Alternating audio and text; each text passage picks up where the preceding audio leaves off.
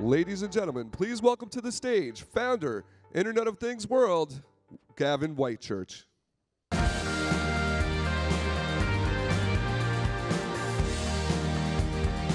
Good morning.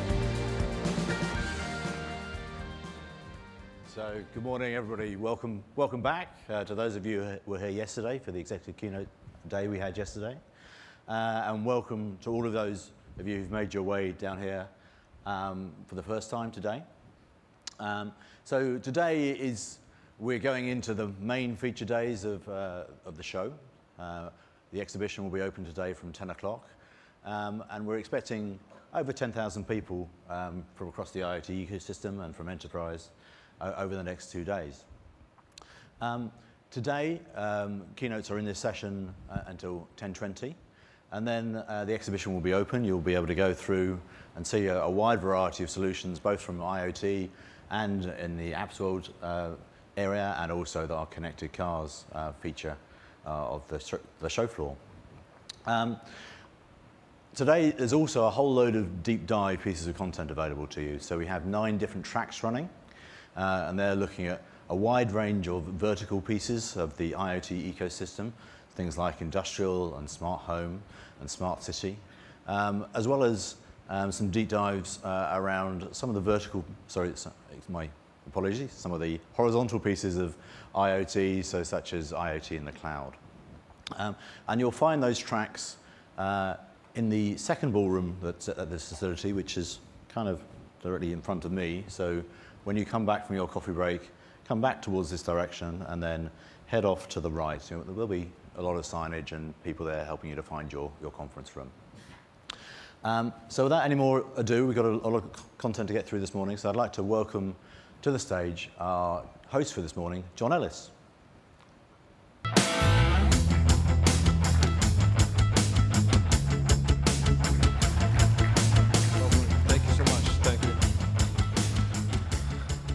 Good morning, Santa Clara. Come on. Yeah, good morning, Santa Clara. On behalf of Informa, the sponsors, exhibitors, and the city of Santa Clara, a very warm welcome to day 2, but what in essence really is day 1, the actual opening of IoT World, Apps World, Future Connected Car, and Wearables Congress. This morning's intent is to level set a little bit some of the questions that maybe we don't talk about in the bars, but that we know are questions that really do need to be answered in the space of IoT. And so, in order to do that, I was talking to my wife and my kids about this presentation, and my little daughter says, "Dad, what is the Internet of Things?" And I said, "Well, it's a collection of things." So I started with a definition and started looking at it, and I said, there we go. Well, a thing, sweetheart, is anything that's not something sentient or living. It could be a chair, it could be a table, a window. That's a thing. And then we started talking about the fact that we're connecting these and what that meant. And it dawned on me that we're connecting a lot of things, and we're connecting a lot of things very quickly.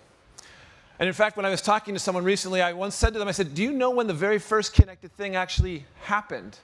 Of course, I got a lot of dates and times that were 1960, 1970, 2000.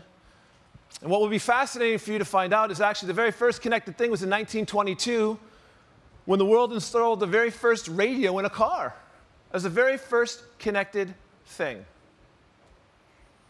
Now, of course, that definition of connected has evolved to a broader, more robust, more rich conversation of connected.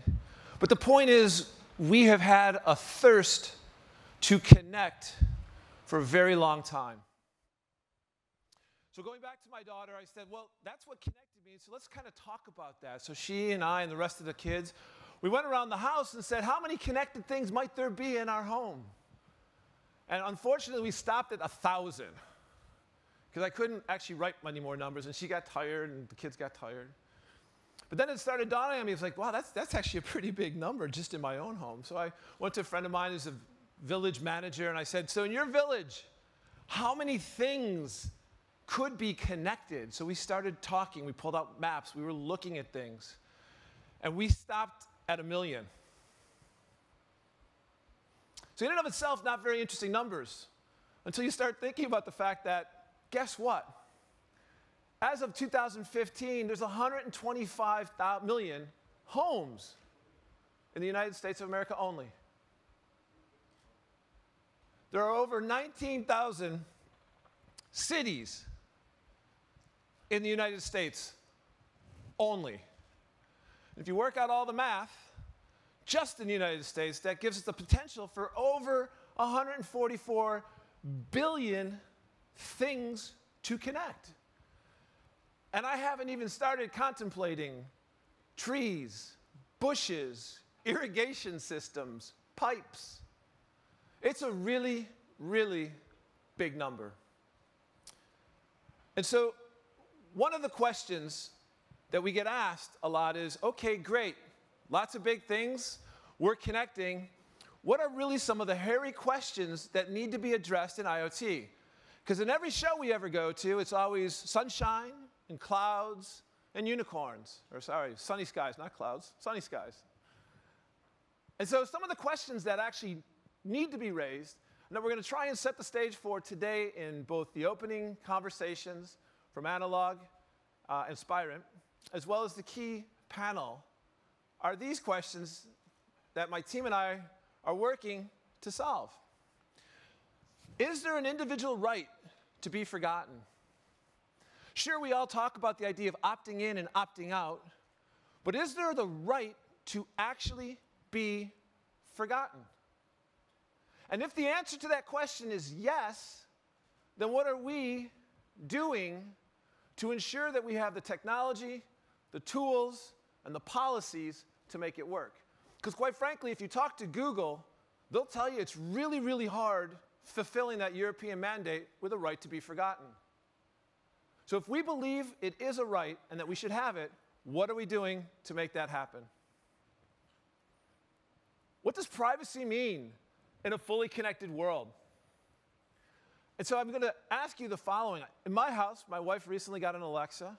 We have a Samsung TV. Do I now need to start posting to people who come to my home that their voices, their conversations will be recorded?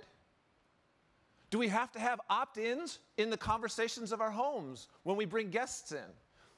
Some people laugh, but these are the kinds of questions that are going to come quickly as we begin to connect everything. And the time to think about these questions and to try and answer them is now, not later. How do we deal with security when we connect insecure things to the Internet of Things? We all saw the infamous Jeep hack last summer, individual car, very, very, very magnificent from the standpoint of, wow, cool, that could be done. Scary when contemplating that that car represents what most vehicles look like and are going to look like as we move to a connected car future. And what's really, really concerning is that those same infrastructure pieces are also used by our military and other militaries around the world. And so quite frankly and honestly, we have a world of insecurity that we want to connect to. How do we handle that? Are we prepared? Have we built the necessary things in our repertoire and toolbox? And last but not least is, because we can connect something, should we? And why that question is very interesting is that there are reports now coming out of universities that with really interesting advances in material sciences and others, we're beginning to create the fundamental building blocks of product with connectivity already woven in. In fact, we may find a future where it is cheaper to just have everything connected than it is to build something not connected. And so in a world like that, do we really want to connect everything? Ladies and gentlemen, these are the kinds of questions that we should be thinking about as we begin to contemplate the next multi-billion-dollar businesses, the opportunity for data and data management. They are not small questions. They are not easy questions. But they are questions that part of this panel and this keynote and the questions that are going to happen out throughout the course of the day, you'll see me and some others on moderated panels, will continue to weave these questions in. Because without answering these questions, we do not understand the future. And as Abraham Lincoln and Peter Drucker said, the best way to predict the future is, in fact, to create it. Again, on behalf of Informa and the city of Santa Clara, I give you a very warm welcome to IoT, to Future Connected Car, to Apps World, and to Wearables Congress. And with that, thank you.